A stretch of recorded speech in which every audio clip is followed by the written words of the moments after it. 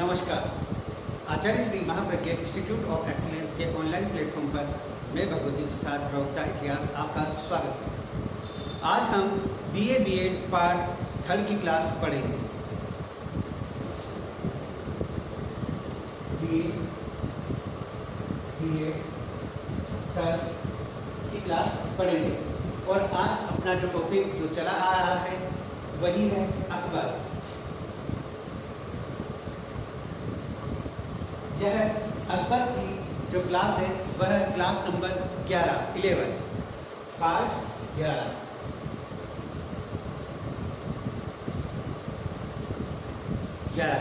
इससे पहले वाली कक्षाओं में हमने जहां सम्राट अकबर के बारे में विस्तृत रूप से उनकी विजयों, उनकी नीतियां, उनके केंद्रीय प्रशासन, प्रांतीय प्रशासन का अध्ययन किया था। अब हम सम्राट अकबर के जिले का शासन प्रबंध पढ़ेंगे। जिले का शासन प्रबंध।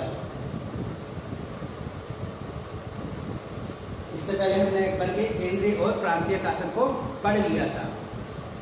केंद्रीय ये पूरा इसको अलग अलग भागों में बांट दिया अकबर ने। ये हो गए उसके प्रांत, जिसका प्रमुख सिद्धशाला और अन्य होते थे। अब हम प्रत्येक प्रांत को अलग अलग जिलों में बांटा गया था। अब इन जिलों के बारे में अध्ययन करेंगे।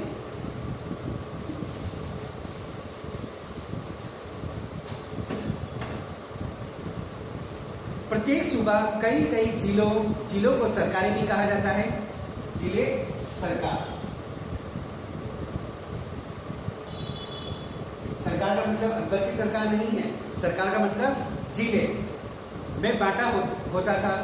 हर जिले में एक प्रमुख फौजदार होता था, यानी प्रमुख फौजदार होता था। इसके अलावा अमलगुजार,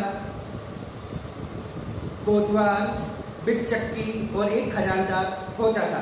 यानी 4 पद महत्वपूर्ण थे जो जिलों में होते थे। प्रमुख फौजदार, क्लियर।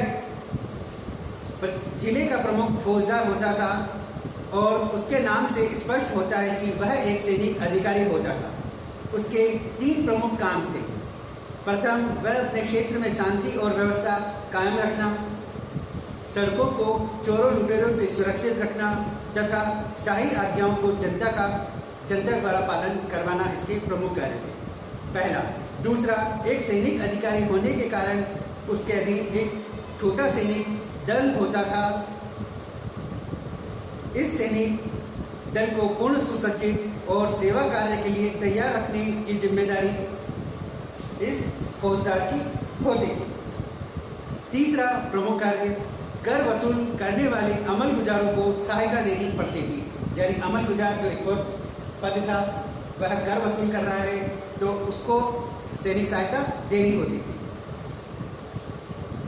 जिले के शासन प्रबंध की सफलता बहुत कुछ इस फौजदार के ऊपर ही निर्भर थी। फौजदार की सतर्कता तथा उसके व्यक्तिगत चरित्र पर निर्भर रहने के कारण अकबर उसके तथा अन्य जिले अधिकारियों के ऊपर सतर्कता से दृष्टि रखता था। केंद्रीय सरकार इन अधिकारियों के काम का निरीक्षण करने हेतु समय समय पर अधिकारी भेजा करती थी। यानी फौजदार पर बादशाह और अधिकारियों की पहली दृष्टि होती थी और समय समय पर इन पर निरीक्षण करने के लिए केंद्रीय अधिकारी भी भेजे जाते थे। संवाद लेखकों तथा गुप्तचरों को सूचनाओं द्वारा भी केंद्र के जिले और परगनों के अधिकारियों की कार्यविधि का पता चलता था। यानी जो गुप्तचर विभाग था उनके द्वारा भी इनके कार्य की सूची या सूचना उनको प्राप्त होती रहती थी।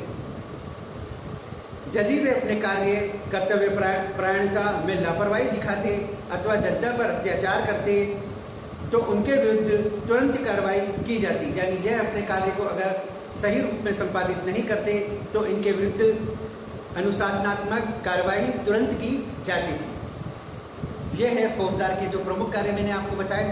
नेक्स्ट है अगला पद अमल गुजार का।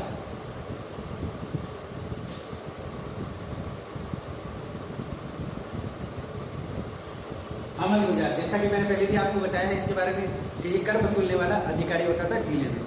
जिले का दूसरा प्रमुख अधिकारी माल गुजारी एकत्र करने वाला अमल गुजार होता था। इसकी सहायता के लिए बहुत से कर्मचारी होते थे, यानी अन्य लोग कर्मचारी इसकी सहायता के लिए भी रखे जाते थे। माल गुजारी इकट्ठा करने के अतिरिक्त वह चोरों लुटेरों को सजाएं भी देता था, जिससे कृषकों की रक्षा की जा सके। कृषकों को तकाबी यानी कर्जा बांटने और उसे वसूल करने का अधिकार भी इसे प्राप्त था। यानी कृषकों को आवश्यकता पड़ने पर केंद्र द्वारा राज्यों द्वारा ऋण दिया जाता था और ऋण को वापस प्राप्त करने का कार्य भी यह करते थे। तकाबी का मतलब होता है ऋण। माल गुजारी वसूल करते समय प्रत्येक बीघे पर एक बिस्वा की छूट भी वह दे सकता था। जिले के खजांची के कार्य का निरीक्षण भी उसी के द्वारा ही किया जाता था। यानी जिले में खजांची और होता था तो उसके कार्य का निरीक्षण भी यह अमल गुजार करता था। जिले का संपूर्ण आय शाही खजाने को वह नियमित रूप से भेजता था। यानी जिले की जितनी आय होती थी वो नियमित रूप से यह भेजता था। यह इसके प्रमुख कार्य थे। अगला है बितिकची।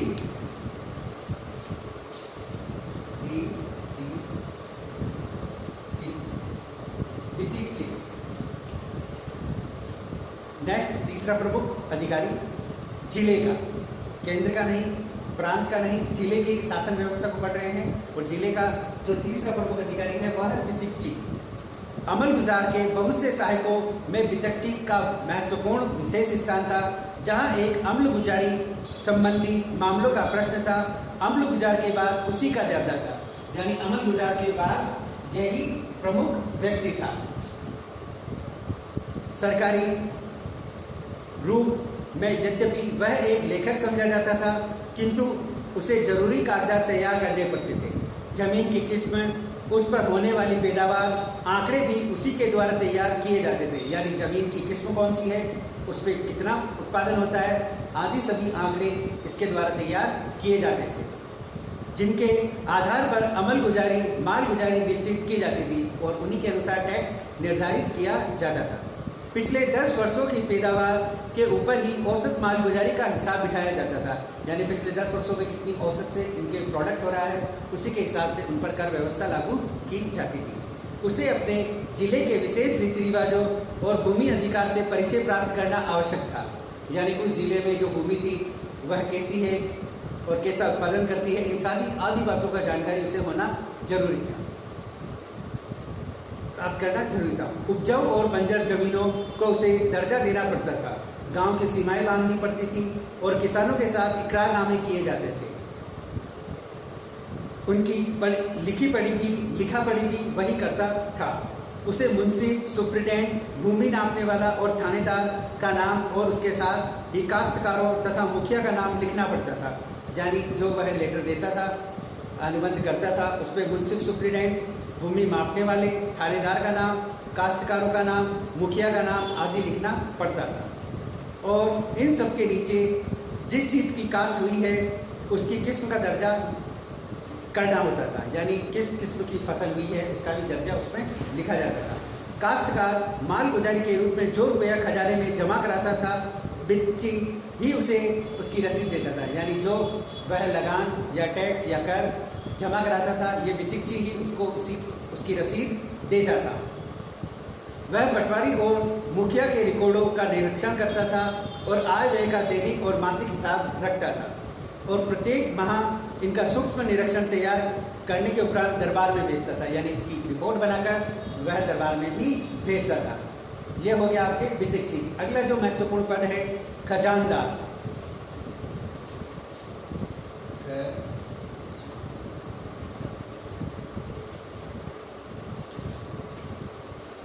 अमल गुजार के साथ कार्य करने वाले जिले का दूसरा अधिकारी खजानदार खजांची कहलाता था। उसका मुख्य कार्य सरकारी आय को संभालना, सुरक्षित रखना और उसे केंद्रीय खजाने के लिए भेज देना। पूर्व राजाओं के सिक्के धातु के भाव में ले लेना और इस प्रकार मालगुजारी जमा करने के लिए आने वाले काश्तकारों को तंग न करने की उसे हिदायत दी जाती थी। वह सारा रुपया पैसा खजाने में सुरक्षित रखता था। खजाने की एक चाबी उसके पास रहती थी और दूसरी अमलगुजार के पास। अमलगुजार और खजानदार इन दोनों के पास जो जिले के जो खजाने हैं उनकी चाबी रहती थी। इन रुपयों में से दूसरों को देने बांटने का उसे अधिकार नहीं था, यानी जो चीज़ जमा हो गई, रसीद दे दी गई, उन पैसों को कोई हाथ नहीं लगा सकता इन दोनों में से, वो केंद्र को ही भेजे जाएंगे। यह रुपया केंद्र के खजाने में किस प्रकार भेजा जाएगा, इस संबंध में विस्तार से निर्देश दिए जाते थे, जिसकी सच्चाई से पालना अति आवश्यक थी। यानी ये पैसा केंद्र को कैसे भेजा जाएगा इसका प्रबंध भी किया जाता था, निर्देश भी दिए जाते थे और यह एक सच्चाई के साथ कार्य करना पड़ता था। इस प्रकार हमने अकबर के शासन प्रबंध में जिले का शासन प्रबंध पढ़ा और उसके जो प्रमुख 4 अधिकारी हैं, फौजदार, जिले का प्रमुख अधिकारी, अमलगुजार, वितक्ची और खजानदार, इनके बारे में हमने अध्ययन विस्तृत रूप से इस समय किया है। नेक्स्ट इसके आगे हम पढ़ेंगे परगने का शासन प्रबंध, यानी अकबर के समय जो जिले परगनों में बटे थे उनका शासन प्रबंध कैसा था, उनके बारे में देखेंगे।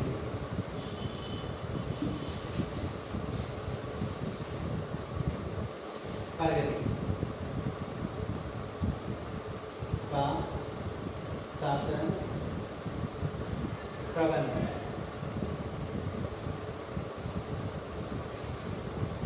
क्लियर? हमने केंद्रीय शासन, प्रांतीय शासन, जिले का शासन पढ़ लिया है। अब पढ़ेंगे परगने का शासन प्रबंध। जैसा कि नाम से स्पष्ट हो रहा है, राष्ट्र सबसे बड़ा, उसके बाद प्रांत हो गए, प्रांत से छोटे हो गए जिले, जिले से छोटे हो गए परगने। प्रत्येक सरकार या जिला बहुत से परगनों या महलों में बटा था। परगने या महल, इनको महल भी कहते हैं। जैसे जिले को सरकार कहा, उसी प्रकार परगने को महल या महल भी कहा जाता था। परगना निम्नतम प्रशासनिक एवं वित्तीय इकाई थी, यानी जिलों के बाद निम्नतम जो इकाई थी वो प्रशासन में वो परगने ही थे, इनके बाद नहीं थे कोई प्रशासनिक इकाई। प्रत्येक परगने में 4 प्रमुख अधिकारी होते थे, जिनमें सिकदार, अमीर, फौजदार और कारकुन, ये 4 इसके प्रमुख अधिकारी थे। इनके अतिरिक्त शेरशाह के शासनकाल में कानूनगो और चौधरी भी अर्ध सरकारी कर्मचारी के रूप में कार्य करते थे। वो शेरशाह के समय की बात थी। ऐसा मालूम होता है कि सिकदार के कार्य कर्तव्य वही थे जो शेरशाह के शासनकाल में परगने के प्रमुख अधिकारी थे, यानी सिकदार परगने का प्रमुख था, जिसे बाद में सिकदार ए सिकदारान भी कहा गया। परगने का वह प्रमुख शासन अधिकारी होता था और सामान्य प्रशासन के लिए वही उत्तरदायी था। परगने में शांति और सुव्यवस्था स्थापना करना के अतिरिक्त काश्तकारों द्वारा खजाने में जमा करने के लिए लाए गए माल गुजारी के रुपयों को वह संभालता था। यानी परगने में जो काश्तकार हैं, जो रुपये लेके आए हैं, उन सभी को संभालने का कार्य यह सिकदार करता था तथा खजाने के कर्मचारियों के काम पूरी तरह निगरानी रखता था, यानी उनके जो अन्य कर्मचारी थे उन पर वह यह निगरानी करता था। वह फौजदारी के मामले भी निपटाया करता था। फौजदारी का मतलब है मारपीट, हत्या, जो एक दूसरे पर प्रताड़ना की गई, वो सारे यह होते हैं फौजदारी मामले।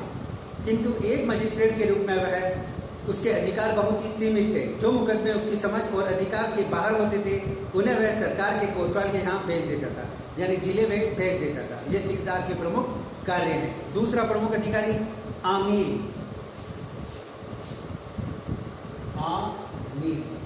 परगने की शासन व्यवस्था के अंतर्गत दूसरा प्रमुख अधिकारी। आमीर, जो मुंसिफ भी कहलाता था, को सरकार के अमल गुजार के समान ही कार्य करने पड़ते थे।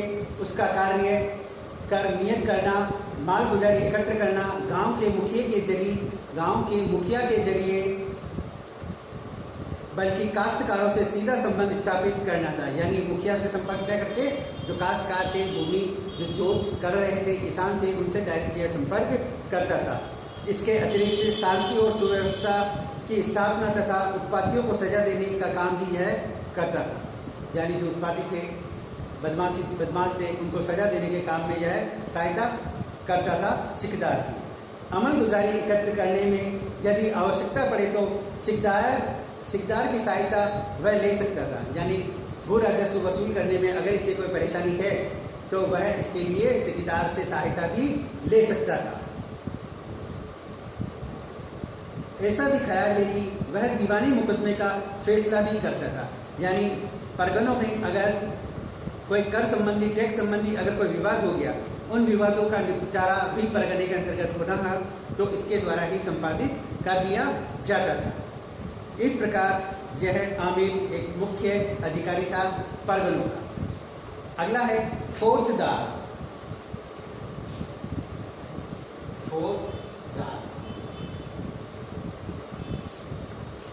परगने का खजांची, यानी मुख्य रूप से खजांची फौजदार होता था और उसे वही कार्य करने पड़ते थे जो सरकार के समय जिले में खजानदार को करने होते थे।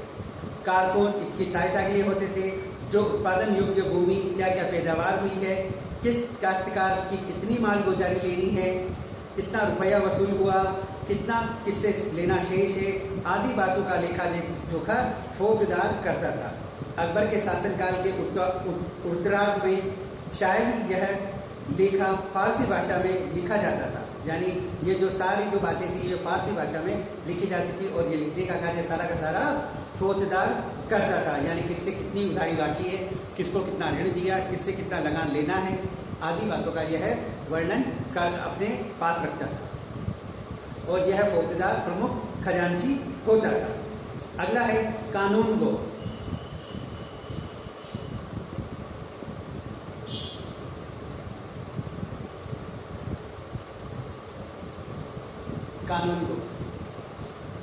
कानून गो परगने भर के पटवारियों का अफसर था। यानी परगने में जितने भी पटवारी हैं उन सब का अफसर कानून गो होता था और वह परगने की पैदावार, माल गुजारी, जो रुपया वसूल हुआ, जो भी लेना बाकी है, आदि बातों का लेखा जोखा रखता था। यानी जो सारे पटवारियों का हिसाब किताब है वह यह देखता था। बंदोबस्त के विभिन्न प्रकारों, जमीन के भेद प्रभेद तथा लगान संबंधी अनेक बातों का वह जानकारी रखता था। इसलिए अबुल फजल ने इसे कृषकों का आश्रय कहा है। यानी इसको सभी तरह की जानकारियाँ होती थी कृषकों की, कृषि के बारे में, अतः इसे कृषकों का आश्रय यानी कृषकों का सहारा इसे कहा है। इससे पहले परगने की आय एक निश्चित कमीशन दिया जाता था, किंतु अकबर ने यह प्रथा बंद कर दी। यानी इसको पहले कुछ कमीशन मिलता था, वह प्रथा इसने बंद करवा दी अकबर ने। उसे नगद वेतन देना ही निश्चित किया। कुछ जमीन जागीर भी उसके निर्वाह के लिए प्रदान की जाती थी। यानी इसे नगद वेतन दिया गया और कुछ जमीन जागीर भी इसका गुजारा करने के लिए, जीवन निर्वाह करने के लिए दे दी गई थी। क्लियर? इस प्रकार मैंने आपके सामने परगने का शासन प्रबंध भी आपको पढ़ा दिया है। नेक्स्ट अगला जो हम पढ़ेंगे अकबर का म्युनिसिपल शासन, जो आपके सामने है।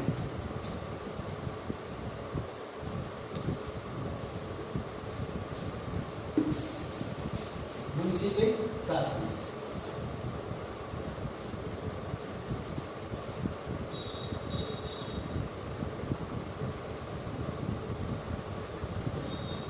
म्युनिसिपल शासन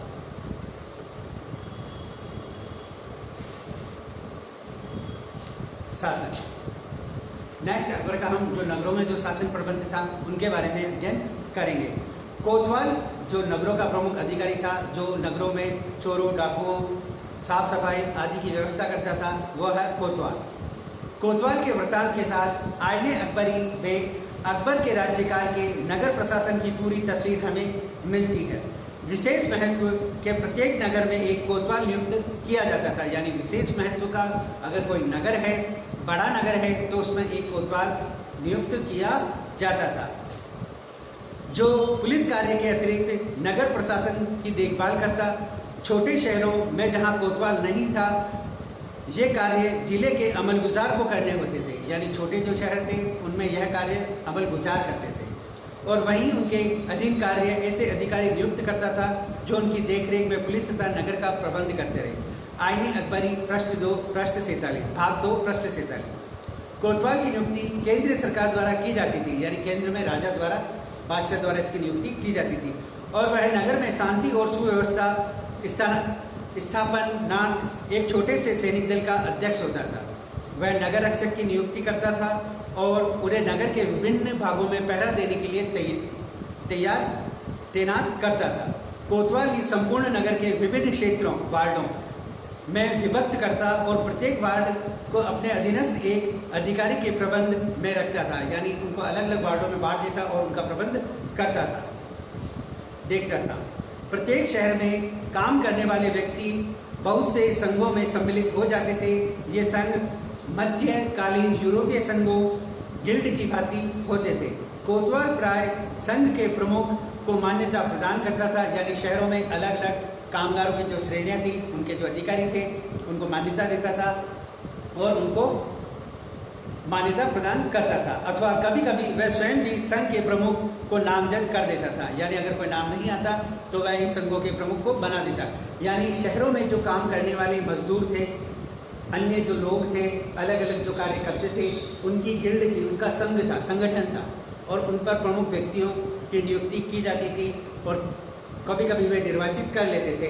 यह आदि कार्य कोतवाल द्वारा भी संपन्न करवाए जाते थे।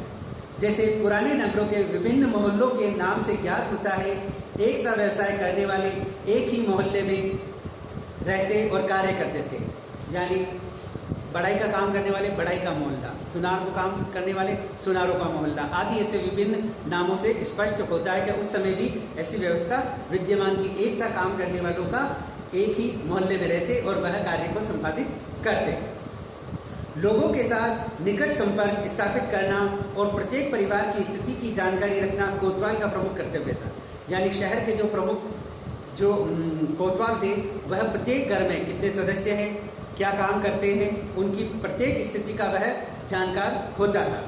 कोतवाल का कर्तव्य था घर में कौन अतिथि आया, कौन गया, इस बात की जानकारी भी उसे रखनी पड़ती थी। यानी प्रत्येक परिवार जो शहर में था, उसके अंदर अगर कोई बाहर से आया है उसकी जानकारी, उस घर से अगर कोई बाहर गया है उसकी जानकारी कोतवाल को रखनी पड़ती थी। प्रत्येक घर का एक रजिस्टर रखना पड़ता था। सड़कों की गश्त लगानी पड़ती थी। नागरिकों से पारस्परिक सहयोग करने की प्रतिज्ञाएं करवानी पड़ती थी और एक दूसरे के सुख दुख में शामिल होने के लिए बाध्य किया जाता था। ये सारी बातें आईने अकबरी भाग 2 पृष्ठ 41 में अंकित है। नगर की सफाई का प्रबंध कोतवाल ही करता था। सड़कों पर कूड़ा करकट अन्य प्रकार की कोई गंदगी नहीं रहने दी जाती थी। नगर के कोहिल और निकम्मे लोगों को किसी न किसी काम में लगाना भी उसका कर्तव्य था। यानी नगर में अगर कोई निकम्मा है, नाकारा है और इधर उधर भटक रहा है तो उसको पकड़कर इन कामों में लगा दिया जाता था। सड़कों पर गंदगी नहीं फैलाने दी जाती थी और सड़कों को साफ सुथरा रखा जाता था। और इस कार्य के लिए जो नगर के काहिल बेरोजगार बोलते ना, कोई काम नहीं करना, आलसी काहिल निकम्मे, यानी कोई काम करने में उनकी रुचि नहीं, ऐसे लोगों को पकड़कर इन सफाई व्यवस्थाओं में लगा दिए जाते थे। कोतवाल के कर्तव्य और अधिकारों के संबंध में हमें यथेष्ट जानकारी प्राप्त होती है। इसके अधिकार व्यापक थे और जिम्मेदारियां बहुत भारी थी। इसके अधिकार व्यापक थे और जिम्मेदारियां भी भारी थी कोतवाल पर। उसके कार्यों और कर्तव्य इस प्रकार पृथक पृथक बताए जाते हैं। शहर की रक्षा और निगरानी का कार्य कोतवाल करेगा। बाजार पर नियंत्रण कोतवाल करेगा। लावारिस संपत्ति की उचित देखभाल भी कोतवाल करेगा, ये उसके कार्य हैं। अनाचारों को रोकना, यानी अगर कोई अत्याचार हो रहे, अनाचार हो रहे, उनके रोकने का कार्य भी कोतवाल करेगा। बूचड़खानों तथा शमशान पर नियंत्रण, जो बूचड़खाने थे जहाँ पशुओं की हत्या की जाती थी, शमशानों पर भी उसका नियंत्रण था। अकबर के सामाजिक सुधारों को कार्यान्वित करवाना, अकबर ने अगर कोई सामाजिक सुधार लागू किया है तो उनको कार्यान्वित करवाने का काम भी इसे ही करवाना होता था। उसे यह तो चोरी का पता लगाकर चुराई गई चीज़ों को उपलब्ध कराना पड़ता था अथवा स्वयं इन वस्तुओं का मुआवजा भरना पड़ता था। यानी शहर में अगर कहीं चोरी हो गई तो कोतवाल पता लगाएगा कि चोर कौन है, उसने क्या क्या माल लूटा, वो बरामद करे। अगर कोतवाल यह बरामद नहीं करता उसके द्वारा चुराया गया माल, तो कोतवाल को उसका मुआवजा देना पड़ता था। क्लियर? यानी चोरी कोई और करे, मुआवजा भरेगा कोतवाल। वस्तुओं के दामों पर वह नियंत्रण रखता था, यानी बाजार नियंत्रण भी यही करता था, वस्तुओं के भाव ऊपर नीचे नहीं होना चाहिए आदि जानकारी इसको होनी चाहिए। तो वस्तुओं के भाव भी यह निर्धारित करता था। उसे बाजारों का निरीक्षण करना पड़ता था और बांटों और गज इत्यादि की जांच की जाती थी। जो बांट थे, जो वस्तुएं तोली जाती थी, गज जिससे वस्तुएं मापी जाती थी, इनकी जानकारी भी उसको रखनी पड़ती थी और उन्हें जांचता था। यदि कोई व्यक्ति बिना किसी उत्तराधिकारी के मर जाता, यानी कोई व्यक्ति मर जाता और उसकी संपत्ति का कोई वारिस नहीं होता, तो कोतवाली उसके सामान संपत्ति की देखभाल करता था तथा उसकी सूची बनाता था। बाद में उसके अधिकृत उत्तराधिकारी का पता लगाकर उसे सौंप देता था। यानी कोई लावारिस मर गया, उसके पास संपत्ति थी, तो कोतवाल उसके जो उत्तराधिकारी है इसका पता लगाता था और उसको वह संपत्ति सौंप देता था। और जब तक नहीं सौंपता, उस संपत्ति का जो भी कार्य है वह कोतवाल द्वारा उसकी सुरक्षा की जाती थी। नागरिकों के जान माल की सुरक्षा की उसे पूरी गारंटी करनी पड़ती थी। यानी लोगों के जान और माल की जो सुरक्षा है उसकी पूरी गारंटी कोतवाल की होती थी।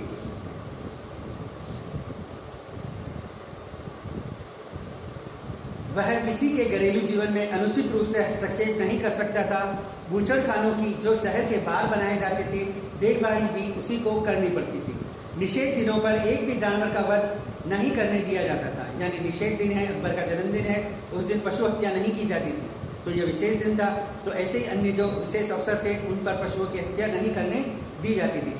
कसाईयों, वधी तथा मृत शरीर को ढोने वाले लोग शहर के एक कोने में रहते थे या नहीं, यह उसे देखना पड़ता था। यानी इस प्रकार जो हत्या जो पशुओं को मारते थे, वध करते थे, तो वह शहर के एक कोने में रह रहे हैं या नहीं हैं, इनकी भी जानकारी कोतवाल को रखनी पड़ती थी।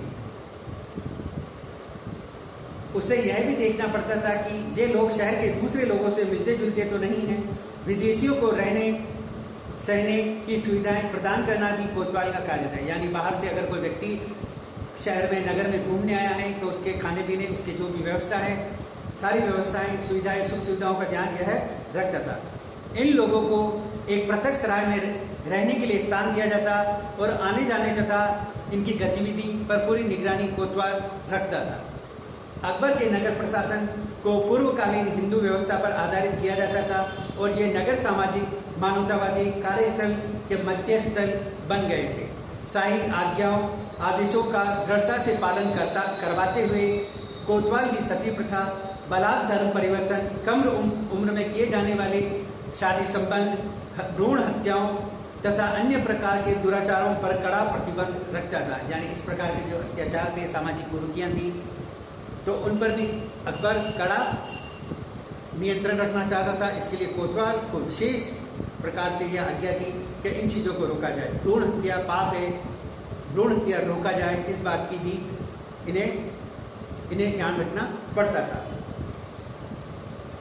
अन्य प्रकार के दुराचारों पर कड़ा प्रतिबंध था। दुराचारियों स्त्रियों को शहर से बाहर रखा जाता था। जो दुराचरण वाली होती थी उनको शहर से बाहर रखा जाता था।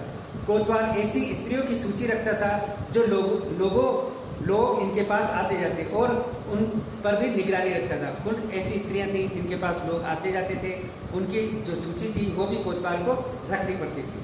कोतवाल के कार्य अनेक और जिम्मेदारियां भरी थी। अपने कार्यों को सुविधापूर्वक संपादित करने के लिए उसे पुलिस, अफसर, गुप्तचर, क्लर्क, चपरासी आदि कार्यवाहक कर्मचारी नियुक्त करने का अधिकार था तथा नगर के अन्य कर्मचारियों की वर्दियां लाल रंग की होती थी। यानी लाल रंग की कर्मचारी वर्दियां पहनते थे। इस प्रकार हमने अकबर के नगर का प्रशासन पढ़ा। नेक्स्ट हम जो इसमें पढ़ेंगे बंदरगाह तथा सीमांत चौकियां।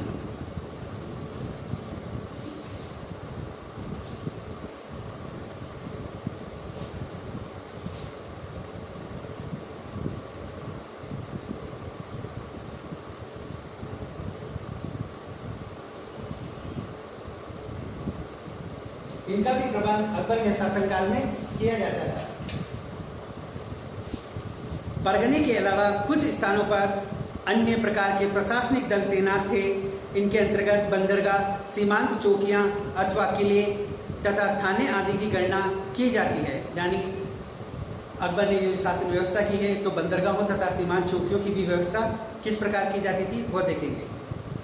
नौसेना मुगलों के पास नहीं थी, यानी नेवल आर्मी मुगल सेना के पास नहीं थी, किंतु उनके साम्राज्य की सीमा पूरब और पश्चिम में समुद्र तक फैले होने के कारण बहुत से बंदरगाह इनके अधिकार में थे।